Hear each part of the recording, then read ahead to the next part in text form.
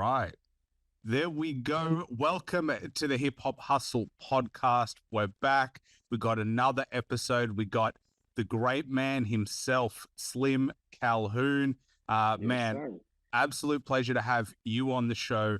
One of the members of the Dungeon family, the man, the legend. You've come through. You've also dropped an album last year, Loose Leaf Volume 7. You've been dropping albums year on year on year, and also you've got the album Skinny that came out. But man, it's an absolute pleasure to have you on the show. Well, I appreciate it. It's a pleasure to be on the show. When you look back on your career, man, do you wonder how it all happened? I mean, you've been an artist for over 20 years. I've always been interested. I've been a fan of hip hop for a long time, but when you've been an artist and a successful artist with a lot of accomplishments, how do you look back on the journey that you've managed to kind of construct for yourself? Well, I mean, I kind of equate it to something like someone playing rec ball. Growing up playing ball as an adolescent. Then going to middle school, junior high, high school, playing ball, and then transitioning to college or whatnot, and then maybe making it to the pros.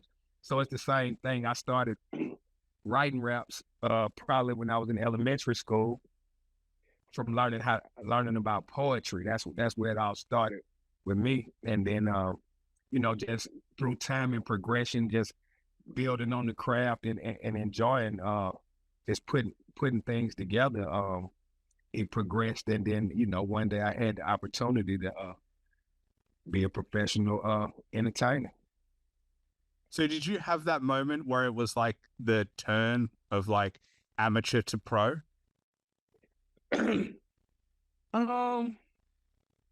Well, the crazy thing is I had been around the industry. Like I said, I was putting myself in situations.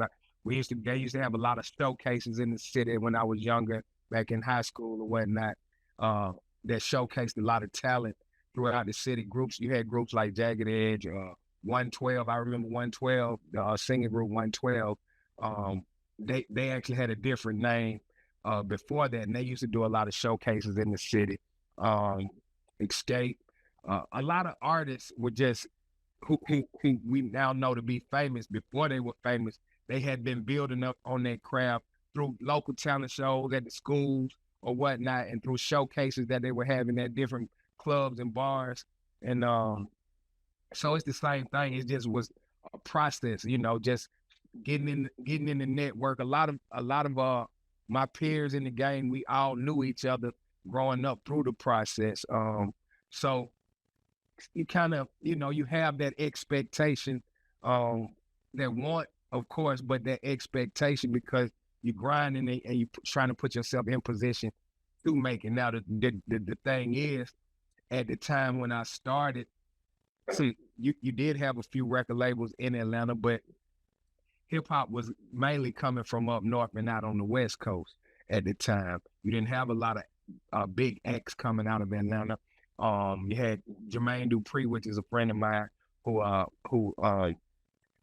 jumped off at an early age with Crisscross, of course. And then through the progression, you had Outkast getting that situation and Good and Mob after that. And you had a couple other local groups that had success prior to Outkast, but they were mainly local, or in the Southeast, I would say. Acts like Kilo Ali, Sammy Sound, the Hard Boys, Mojo, Mojo, who was one of the first rappers to have a song come out of Atlanta.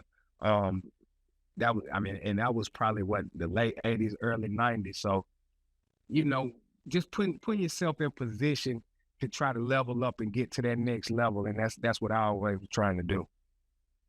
Yeah, because did you feel like there was a burst waiting to happen in Atlanta? Because I know that it was heavily dominated by New York, and then LA came in, and then obviously, it took some time before Atlanta and the South really made a name for themselves in terms of, hey, we're here in hip hop too, and now arguably the biggest city in hip hop, but Definitely. When you were coming up, was there a general consensus around, hey, we got to make a name for ourselves?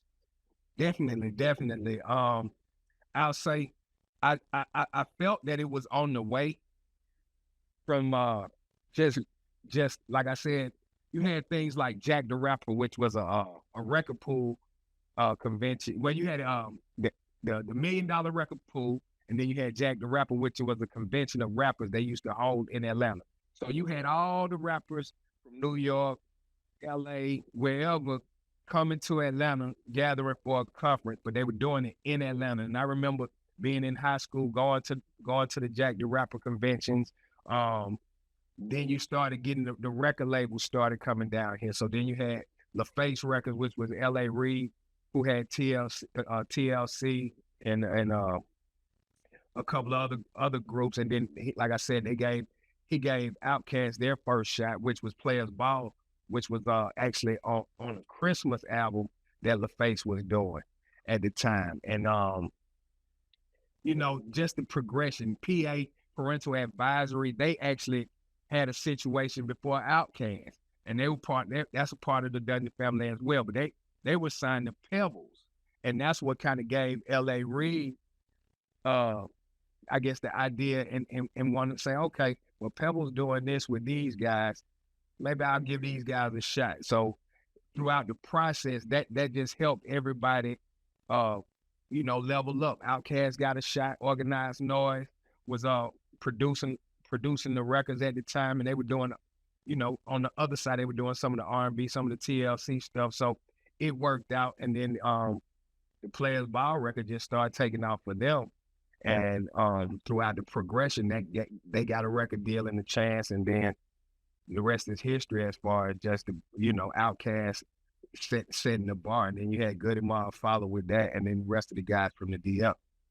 So do you think it was the major labels or labels coming down that really elevated Atlanta hip hop? Like, do you think they essentially legitimized it by coming down and deciding to sign artists and acts?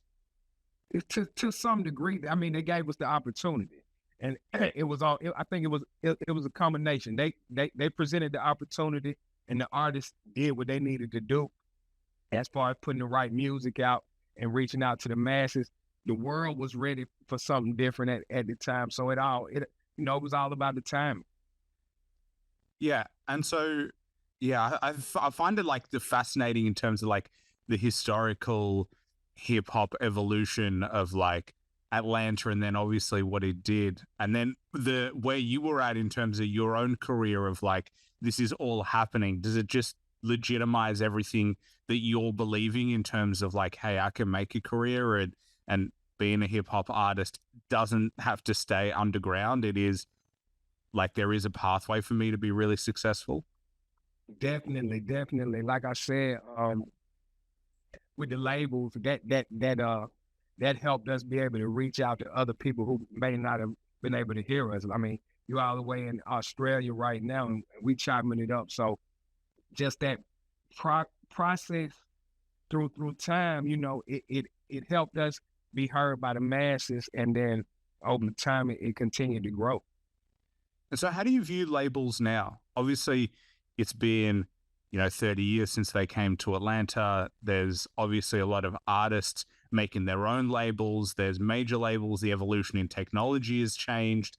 So the role of labels has kind of changed as well. But what's your general perception on, being an independent artist now versus a label artist now?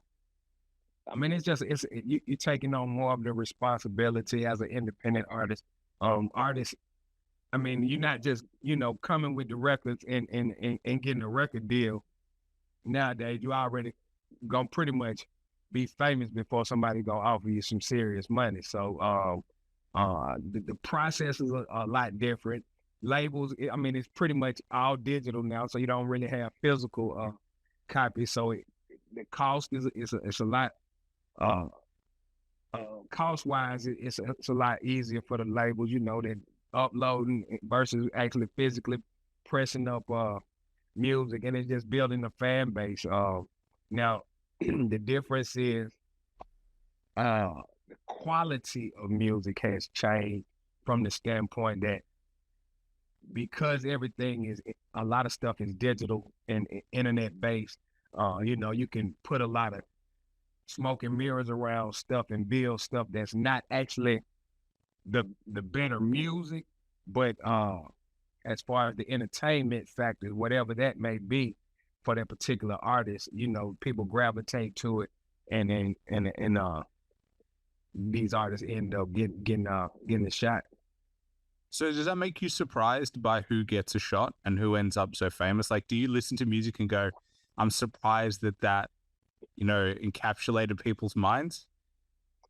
I mean, well, I've seen even in the past, you had a few artists that snuck in, and you like, dang, that really, some of the underground acts that we may have been listening to locally, but you didn't think that they were gonna really blow up to be as big as they were, and they actually did. So I've seen it happen in the past, but it was a lot less. Like I said, now with people being able to kind of control pretty much their own destiny as far as building your own social media base, building your fan base, basically on the internet, depending on what it is you're doing, and whether it's a gimmick, whether you got authentic music, whatever it is, people are finding ways. So, and like I said, some of it is creative, some of it is chaotic, but somehow it all works for certain people. It just depends on the artist and what it is you're trying to sell. So it's a different game from that aspect. Well, it's interesting because you said that you have to essentially be famous before a label will sign you. So you got to have enough leverage. But then I'm like, if I'm already famous and I already have a fan base and I'm already releasing music, why would I sign to a label? Like I'm because you own 100% of your music at that point. Like as an independent artist who's successful, you're owning 100% of it. And then I'm like, okay, is there that much more benefit from going to a label if you've already done it yourself and you're already well known? And now it's funny you asked me that. I just had a friend of mine, Rock D the Legend. You might have heard him on the record Kryptonite with Big Boy and Killer Mike and the guys. That was actually his record. But me and him were just talking 2 days ago about the same situation. And because I have some friends at some of these major digital platforms, and I was just letting them know, before they're gonna offer some of these artists money, you're gonna already have to be making money, because how these digital platforms offer the money is based on what you're already bringing in, which means you already have to have a certain amount of revenue coming in for them to base what it is they want to offer you. Now the thing is, what I was trying to explain to him is, you may have grown your base to a certain level, but then these people may be able to put you through some other channels that you don't have access to that will take it that much further, as far as some of the playlisting, maybe at radio, maybe just putting you in other areas as far as other cities, getting you exposure in other areas. So that's pretty much the difference. You can build you got a lot of artists that building their bases up digitally on the internet or whatnot. And it's kind of tricky because I got a lot of friends that are DJs who they always are like, well, you got to come support the DJs, you got to do this. But you do have a lot of artists that are building fan bases strictly on the internet from jump. And then it's just, once they're in demand, if you're in demand, the DJs have to play it regardless. So it's kind of a fine line. But shout out to all the DJs out there who keep this thing going, man. The party started, you dig? Yeah. Do you think the role of a DJ has changed? I mean, they used to be an integral part of hip hop where, like, if the DJ ain't playing the records, then people aren't really hearing it. And as you said, there are artists now who are like, hey, I'm just going to do it on the internet, regardless of whether DJ plays it or not. It's so, see, the thing is, I think the DJ's role is pretty much the same. The difference is it's so much going on out here. So it's enough room. You got the artists, because you got a lot of artists that are making a lot of money, but they're not getting play in the clubs. They're not getting play on radio. but they're getting a lot of streams on the internet. People are playing them in the house, they're playing them in their car, they're playing them at work. And so that's the difference. But you still have a lot of artists that DJs are actually spinning. So I think it's just a lot more music out, a lot more opportunity for a lot more people. I remember years ago, MTV had a show. I can't remember the name, but it was like it basically was a show that showed you how the actual artist made the video, and then they ended up showing the video at the end. I can't remember the name of the show, but I remember Dre saying that he didn't like that because it's like a magician showing you how he did the trick. You know what I'm saying? And once you know how the magician did the trick, then it's not really entertaining anymore. So it's just, you know, the game has changed in so many ways.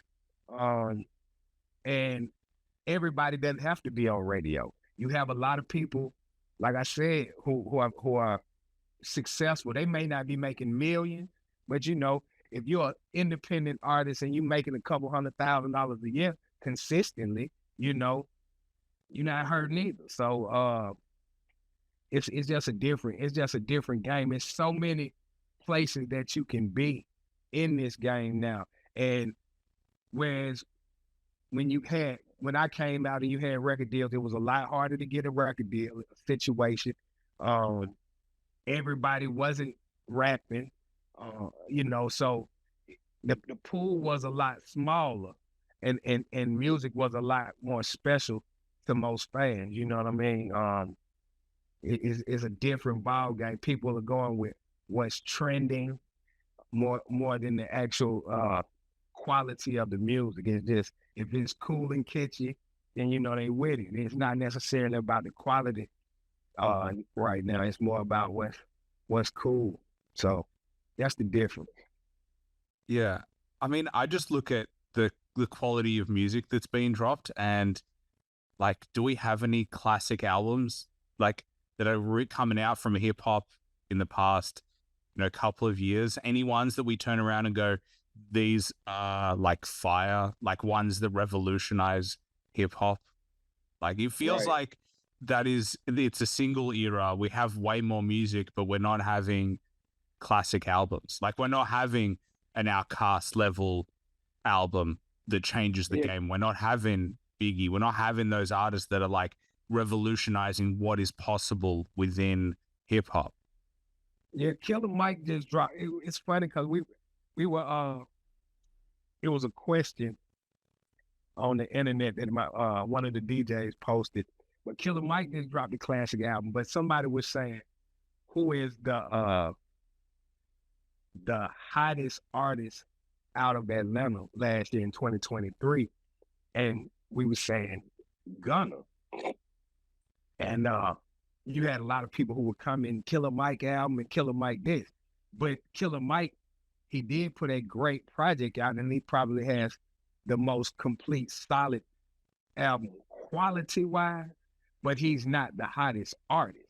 And when and my argument to what we were saying is, to me, to be the hottest artist is radio play, club play, and demand. And as far as shows, Killer Mike project not getting a lot of radio play, and wasn't getting a lot of not getting the club play. As far as hip hop fans, definitely they love it. But as far as to be a hot artist, to me, you got to be being heard everywhere.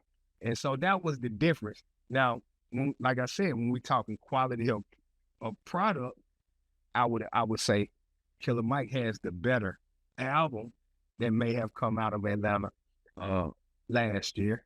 But, you know, as far as the hottest artist, that's two different things.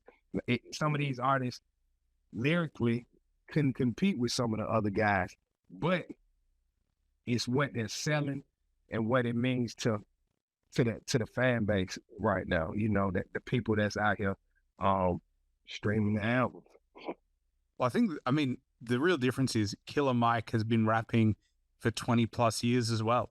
So what we're talking about is an artist who learnt the craft in a different era and has just adapted the skill set.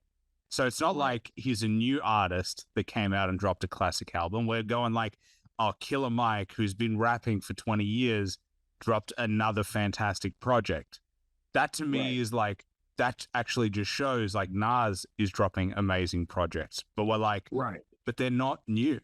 Like there's no Right. one from the New, new, I got you. yeah, From there's the new no, generation yeah, who's really just dropping those classics.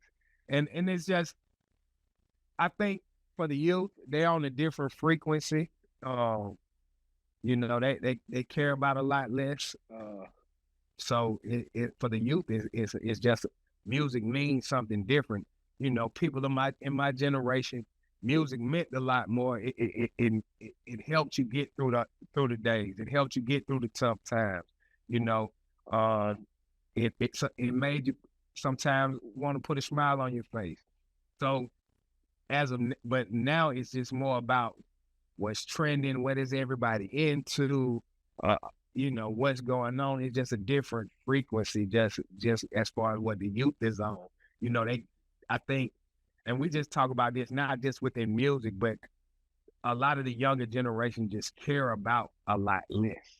You know, a lot of them, a lot of the younger generation, uh, it's just a different world. It's a different world now. yeah. Yeah, I think social media changed it all. It did. It did.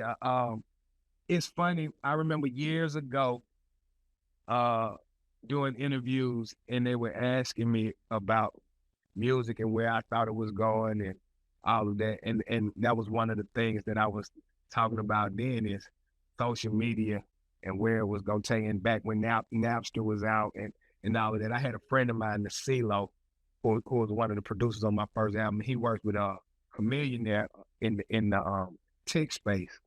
And I remember a long time ago when MySpace was the big thing.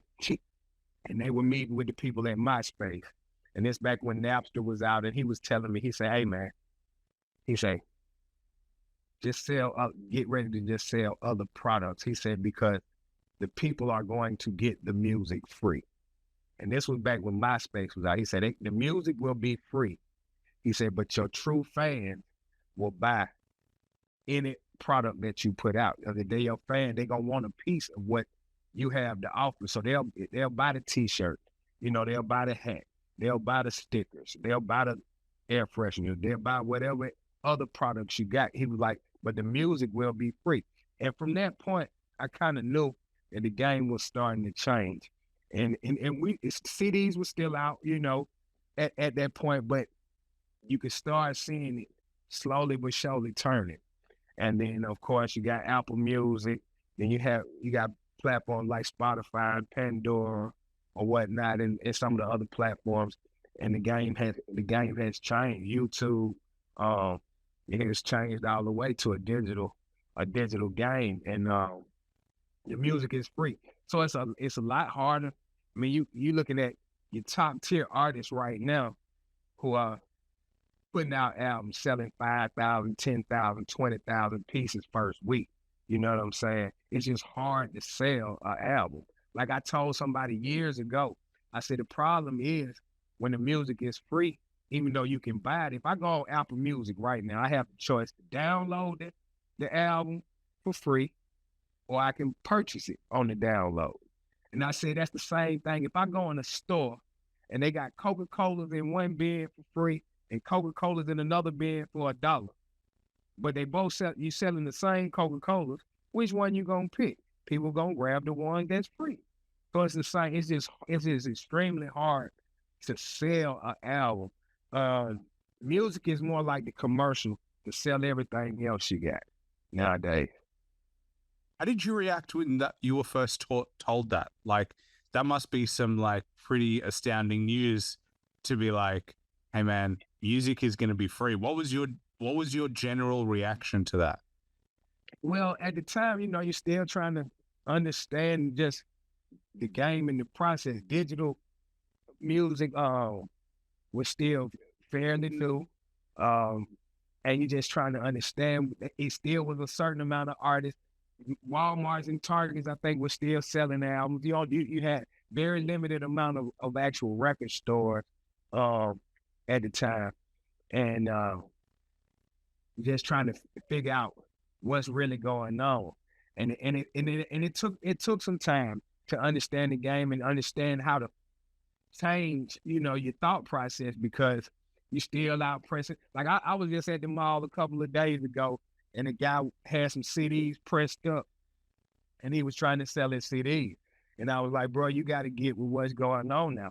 They got the cue card scans that you can get pressed up on a card, people scanning, and it's gonna pop up on the phone, and that's your whole project. I was like, people not buying CDs. A lot of people nowadays don't even have CD players in their cars. Too. I mean, you have a few people, but a lot of people not even playing CDs in the cars anymore. So it's just, the game changed, and the transition just got crazy. You had to get with it and start understanding. And then once you switch the game to the digital game, now you got to figure out how to promote it, because if you once were promoting taking your CDs to different mom and pop record stores or whatnot, putting them in flea markets or gas stations, trying to sell them or whatnot. See, that whole game went away for the most part. You got a few people still doing some of that stuff, but I mean, the majority of people now like I said, it's on the phone.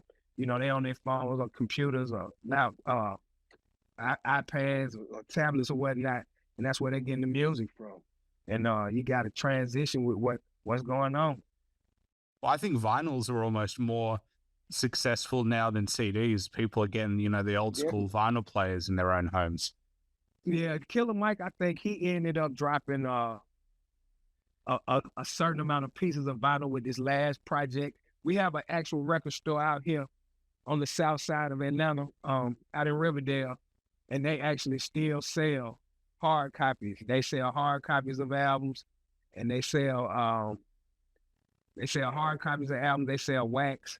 So, and they actually still do in stores. That's another thing, because there are no record stores, really too many anymore. Artists don't have in stores where your fans get to come out, you sign in the CDs, they get to meet you.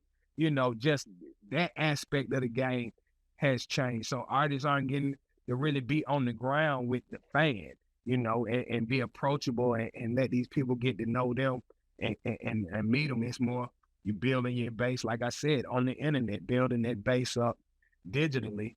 And that's pretty much what's going on now. It's just trying to figure out those in and outs. How do I get a bigger presence online? And that's what the game is now. Well, I mean, it makes sense why music has changed, because music is no longer the product. Music is the attention grab to sell whatever other product you're selling, whether it be a course online or clothes or merch or sponsors or whatever you want to do. So I think we know why music quality has changed, is because it's actually not about the quality, it's about attention. So if I grab your attention and I can transition you to my website where I've got other stuff where I'm making revenue, well, then I'm going to do that. Exactly. Yeah, that's the game now. I mean, draw them in and try to sell them what you got. Yeah. Can I ask you, when Outkast first came out, what was the reception in Atlanta? I spoke to a couple of guests previously on the show. They said that it blew up Atlanta, that it was like, it revolutionized everything, that those albums just got airplay after airplay. I mean, Rosa Parks was massive. Like, what was it like when they came out? It was crazy, because for a lot of people who were from Atlanta, that was, like I said, you had Jermaine Dupri and you had Chris Cross, but that wasn't the true representation of Atlanta as a whole. That was just music more so, I would say, with a little sprinkle of the South, but it really wasn't the South itself. When Outkast came out, that was the lingo, the style. It was everything that embodied the city. It was a lot more relatable. People could look at Outkast and say, "Hey, that's me. Yeah, I'm that same guy." And I think that's what made Outkast take off. the way they did, because you had a lot of people finally speaking for folks from Atlanta. And then how did you get involved with Outkast?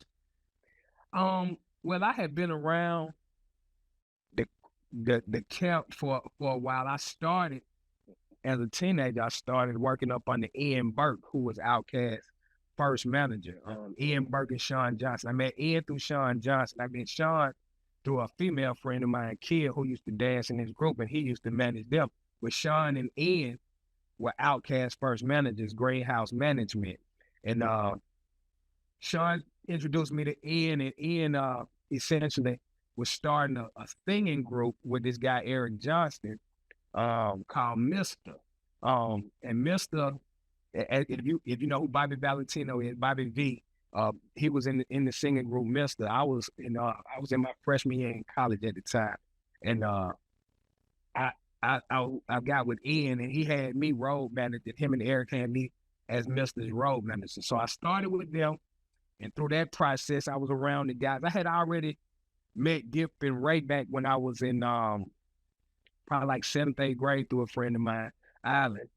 I had met them, but we hadn't never talked about doing music or nothing like that. Sleepy Brown's brother, Jamal, me and him were best friends in preschool. That was my first best friend, and still had no connection as far as doing music and none of that.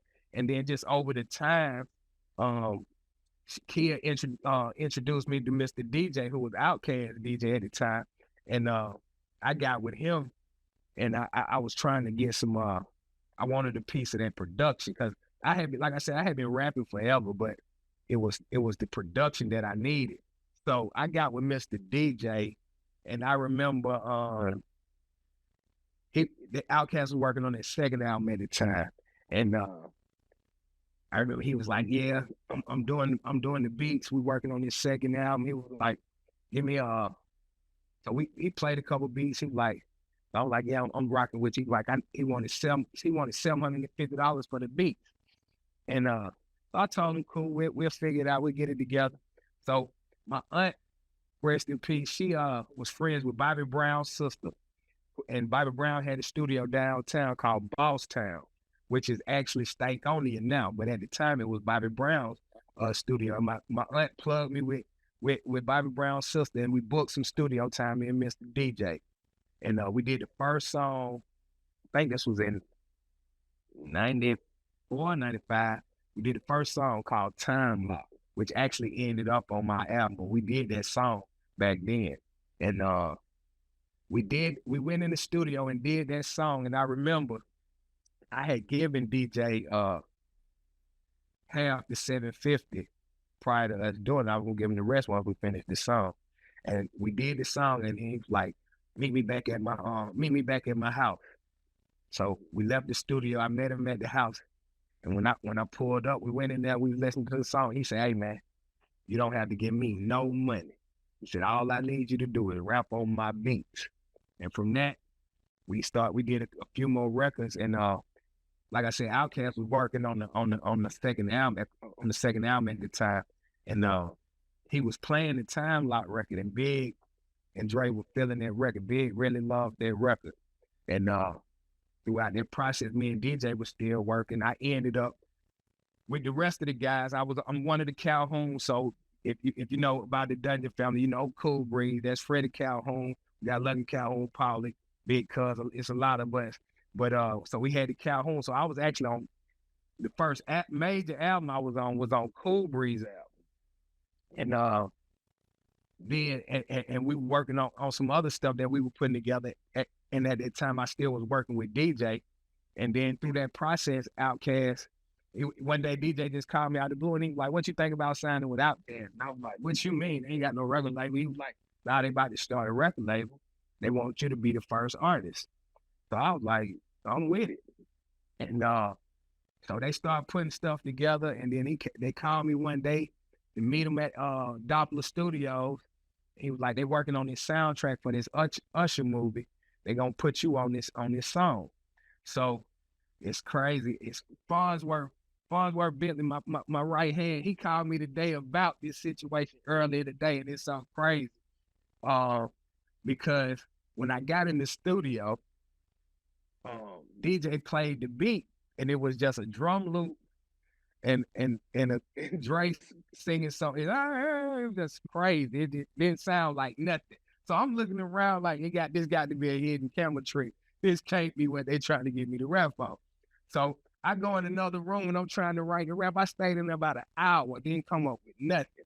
Came out, DJ was like, "You ready?" I'm like, "Man, I cannot figure out nothing to write to this." And he was like, one thing he said right then, and I took that, and I was able, from that point on, I just been able to go. He was like, "Man, just do you on that beat." I left out the studio, went to the store. I think Juvenile album was out at the time.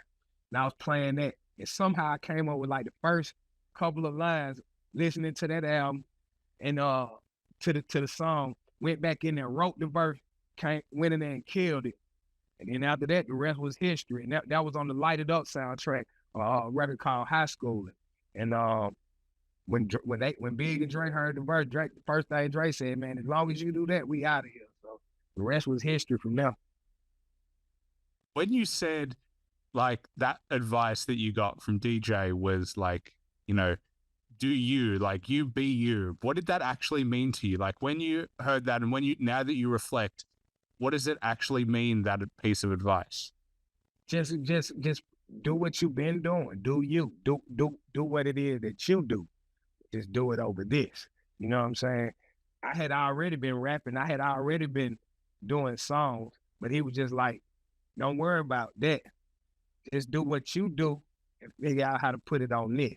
And once you do that, it's over with." You know what I'm saying? Be who you are. Put you on that beat and you can't lose. So do you think that you were trying to be something else? You were trying to mold? It wasn't even that. Cause see, and I, like I said, I was talking to Farnsworth. He called me about this earlier today about that particular song. Just telling me just saying some stuff that he thought about earlier. And he was singing it was funny because he was actually singing the little part Dre was doing. If you hear the song, you'll understand what it was. Like the beat was nowhere close to being finished. It was extremely raw. It wasn't even a beat. And then the thing is, my process at the time, I didn't write a lot of raps to actual music. I used to just write raps with no music. So my process was just writing raps, and then I would end up finding beats that they fit. And so when they gave me that, and then the beat wasn't nowhere close to being finished. It just was, everything was new to me. It was just different at that one particular moment. But when he said that, it just made sense. Like, boy, just go rap and do what you do. Just rap over that. And I was like, okay, say less. And then once I went through my process, let me go ahead and just at least get these first couple of lines. I knew once I got my starting point going, and then the rest was history. So I just had to get those first couple of lines out. Then it was over with from there. And so how long were you then signed with Outkast for? Maybe up until 2004. And I really would have still been there. I chose to leave to try to and do some other stuff independently that I was working with some other people with. And then that whole situation ended up falling through. And then everything else just went from there. But I think I probably left around, as far as the label itself, 2004. I've been with the guys the whole time. I mean, so I'm still around. We all still do stuff together or whatnot. I've been doing a lot more film work as of right now, and I'm still putting out the music as well. Then I've been doing music in the film, so that's what I've been up to lately. So were you signed approximately for a decade? Was that like 94-ish? Yeah, I actually no, because I wasn't even signed yet. I signed in 99 with Outkast. And then so from 99 to maybe 2004, I was over there with Cass. And so now that you look back on that, and like as you said, you hang out with them and you're friendly with all them, like it's kind of wild to see all of you, like you are like still progressing and still doing things. I mean, Andre, he just released his most recent album, which everybody was blown away by. I don't think anyone really knew what to expect when he dropped, you know, his flute album and playing percussion and like all that kind of stuff. But yeah, how is it now when you speak to everybody, you know, when you guys are older, you've seen so much happen in music, you've seen so much in your careers, like what are the interactions like?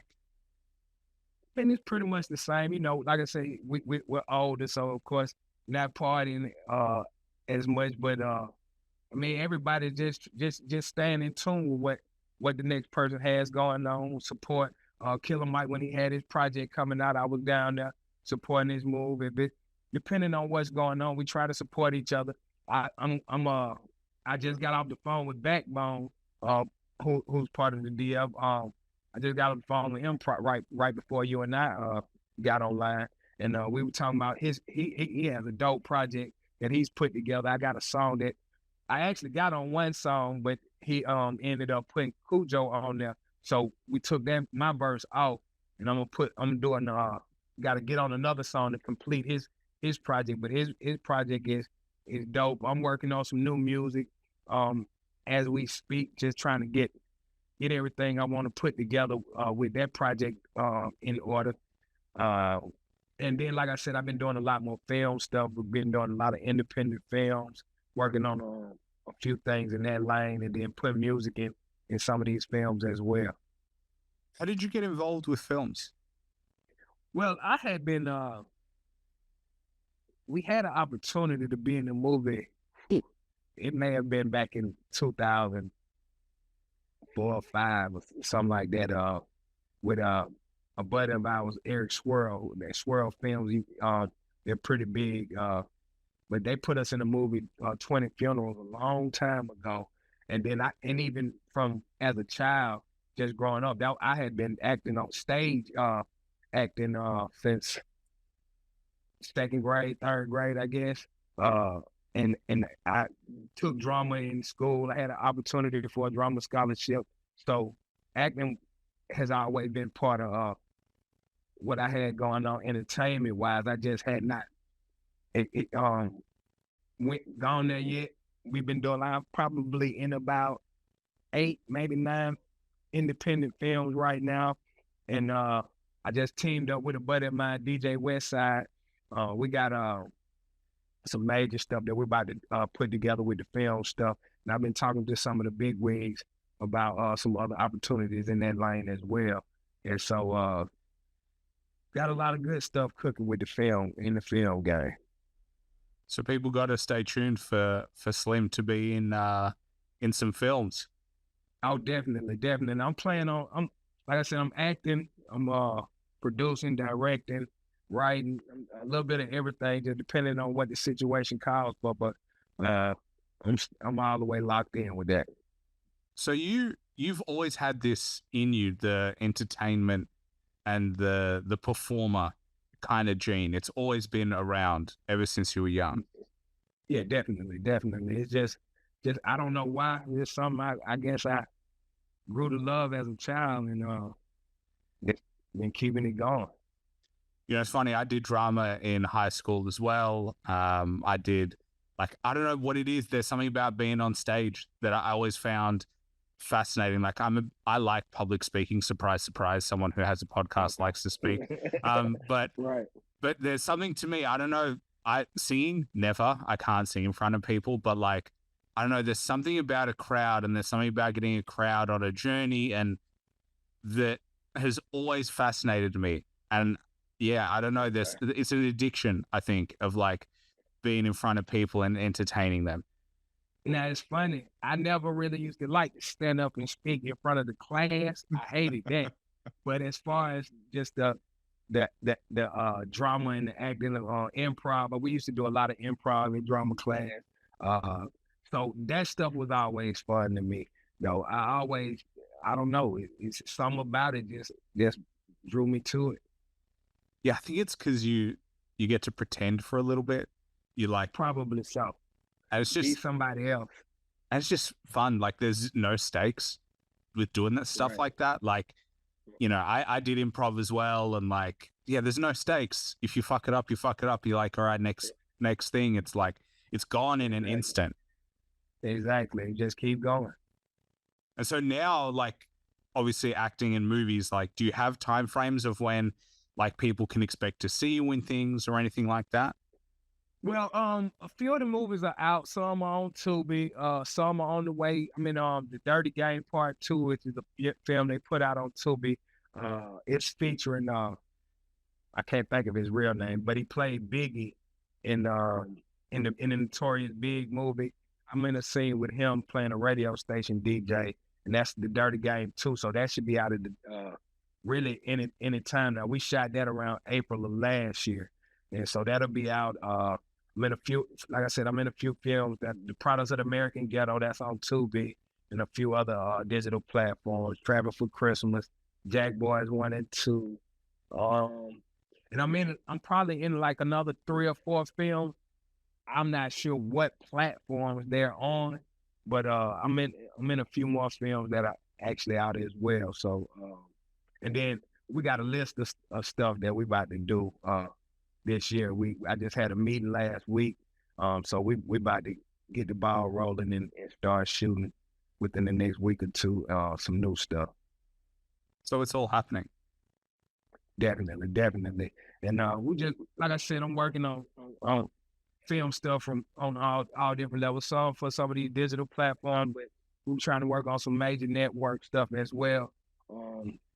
Got a lot of different things that we're putting together as we speak. So y'all just get ready. It's on the way.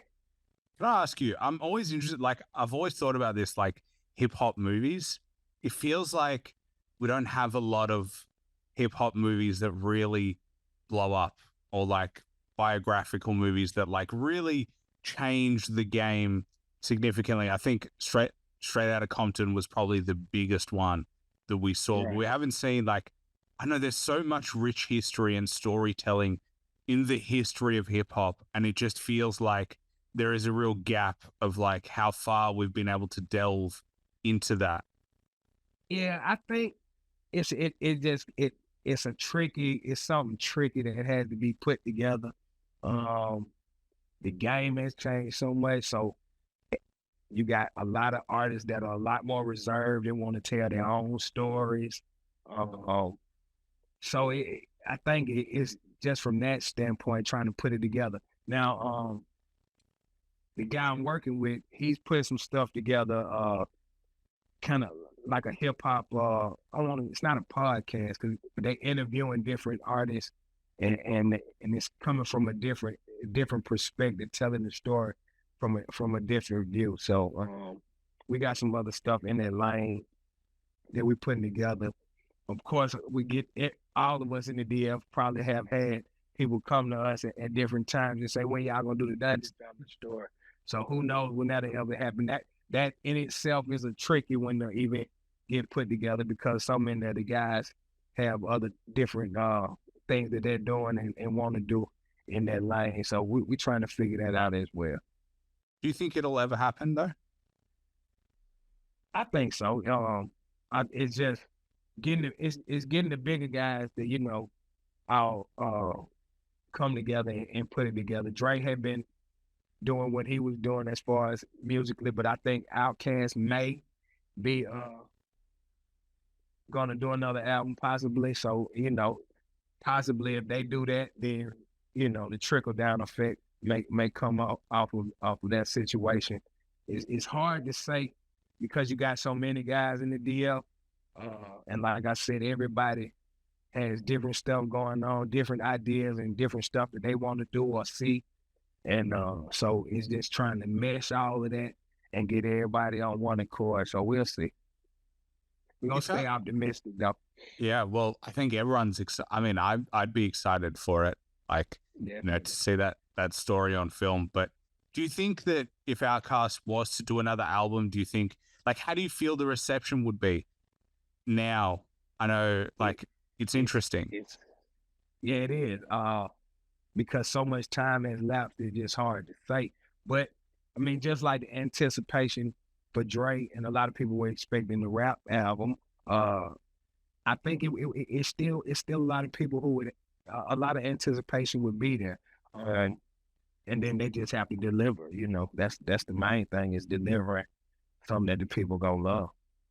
I mean, how do you view Dre's view on, like, you know, he has been pretty vocal about saying hip hop is a young person's game, that, like, you know, he doesn't feel his place in hip hop. What's your perception of that? Uh, I don't see. I never listened to a song and put an age on it, so I don't get that because I never have. I mean, when I was younger, and my mom was listening to the music that she was listening to, and we listened. We had to listen to it. We never cared. It wasn't old people's music or we. It was just music. So, um, I mean, you know, everybody has their own opinion. My opinion is music, and if you like it, you like it. Because if I play a song and you don't know who put it out, when they were born, how old they are, any of that, and you like the song, you just like the song. Is if you like a song and then you hear this person is older later on, are you gonna not like the song anymore?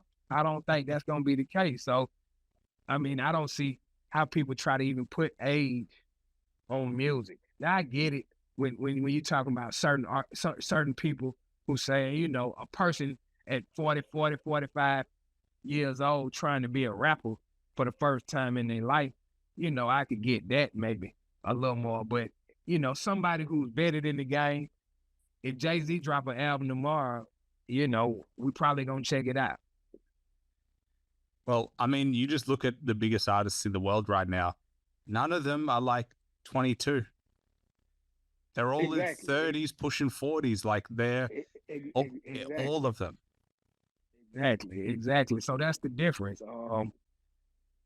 You know, it, I like I said, I don't see age has nothing to do with it in my opinion. You know, experiences, you know, you people who've seen a lot and been through a lot, it's plenty to talk to. It's enough going on in the world to always have something to talk about. Yeah, I agree with you. I mean, my opinion has always been if you drop good music, that is the test. Is it good? Now the only thing I could see from his perspective maybe is certain artists draw from experiences that they're going through at that particular moment to create what it is they're doing. And I get it, you know, you're a millionaire, you know, you're a little older, you don't have to do nothing every day. It's just, you know, sometimes it's like, well, what am I drawing? And then see, Dre has not been around the guy like that, you know. So it's a lot less for him to draw off of. Versus someone like Big who has still been dropping the albums, but he still has a lot of the guys around him. Yeah, I wonder if it's just like a self-protection thing to be like, you know, I did what I did. It was extremely successful. And now I'm ready to accept that that may never happen again. That it's like, I'm okay with putting that chapter, like that chapter of my life was amazing, but it's done. And I'm okay with that. And I've accepted that fact. So for me to then reopen the door is just me trying to reclaim something from my past. And it's like almost easier to just be like, hey, that was a really cool part of my journey. It enabled me to do everything that I'm doing now, but I'm not that same person anymore. I don't feel like I could present a body of work that is anywhere near what I used to be able to do.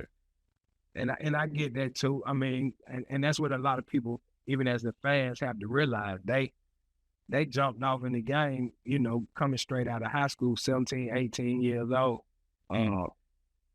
going, you know, as far as with their careers is in the music industry. So, you know, 20, 30 years, almost 30 years in the game, uh, I get it. You might not want to do that no more. So I get that part as well. And then it's, like I said, it depends on where your passion is. We had some growing up doing music, and I'm pretty sure this is with the majority of all the guys as far as in the DF and a lot of guys in the past. Um, we had a different love for the game. You know, it wasn't a money grab. You know what I'm saying? We actually loved making music. We didn't do music trying to be famous. We didn't do music to try to make $1 million. We did music because we loved to do music, and those perks just happened to come with it. Yeah. Maybe that's what it is. No more, he doesn't have love for it. And like, you know, maybe now even, you know, the attention, now that he knows there is significantly more attention, like eyes on him, fans want it so badly. It's like, I know you want it so badly that I can't give it to you. It's like, no matter what I do, it's not going to be what anyone wants. In a weird way, it's like, yeah, their expectations would be astronomically high. Like the hype, it almost doesn't matter what they release. Everyone's going to have an opinion on it. Right. And I think, I mean, of course, like you said, he waited so long, and I said that a long time ago. He putting more pressure on himself if he ever decide to do that. But um, it's records that are done, and he is his biggest critic. So Dre got some songs, you know, that he could probably play that would kill a lot of this stuff out here. But to him, it's not what he want to present. So from that standpoint, it's a little different. And then, you know, we could be in the studio and hear and be like, man, if y'all put this out tomorrow, you out of here. But he's like, oh, I don't like that. It's something to it that, you know, that he don't like. And it is what it is. He's always, and that's not nothing new. This is something, he's been that way even when they were dropping the album, you know.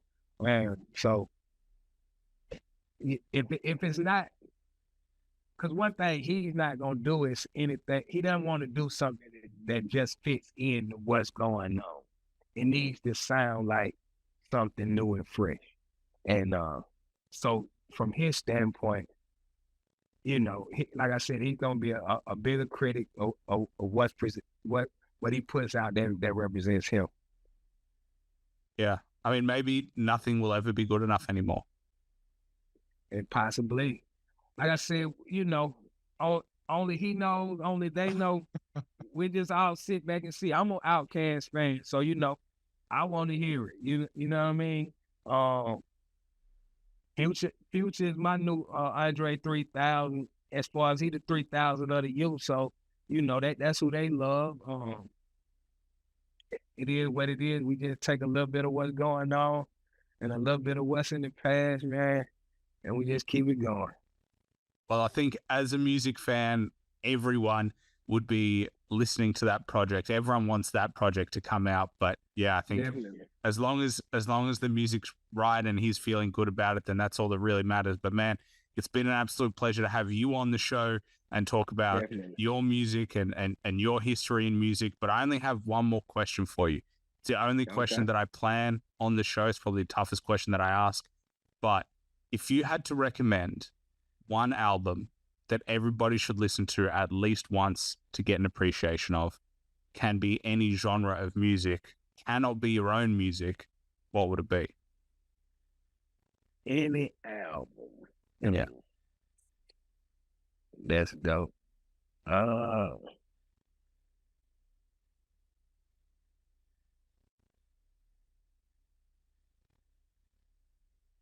One album.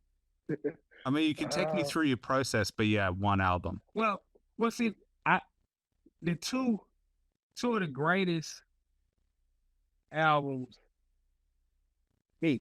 my personal two greatest is gonna be the first Dr. Dre Chronic album and the Outkast Stankonia.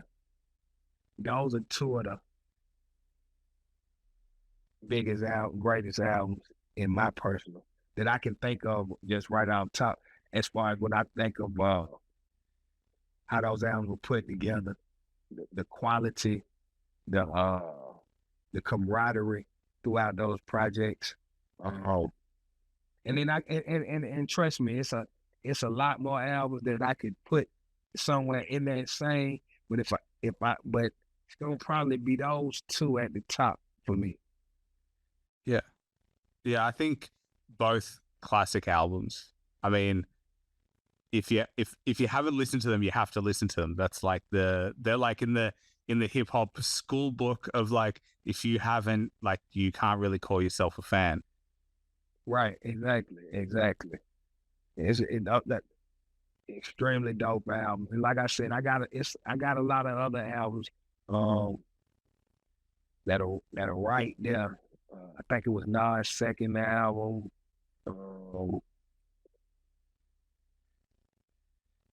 What Me Against the Tupac. The Life After Death, Biggie Smalls, like those projects were like just to a whole nother level. Some of the greatest. So let me ask pieces of you, work ever.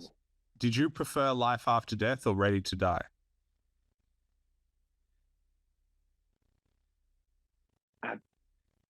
I think I liked Ready to Die was definitely a classic.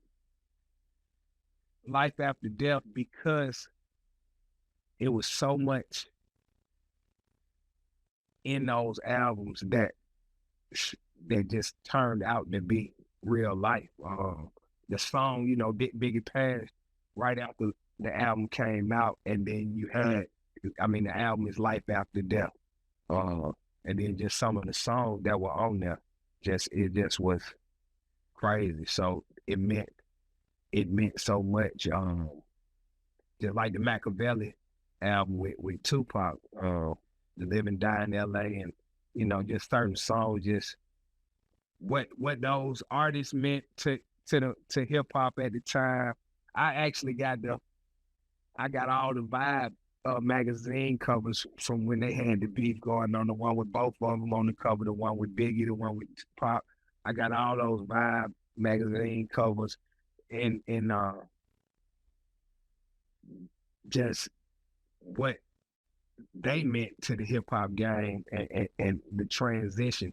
You know, when both of them passed, the game started to change right then as well. So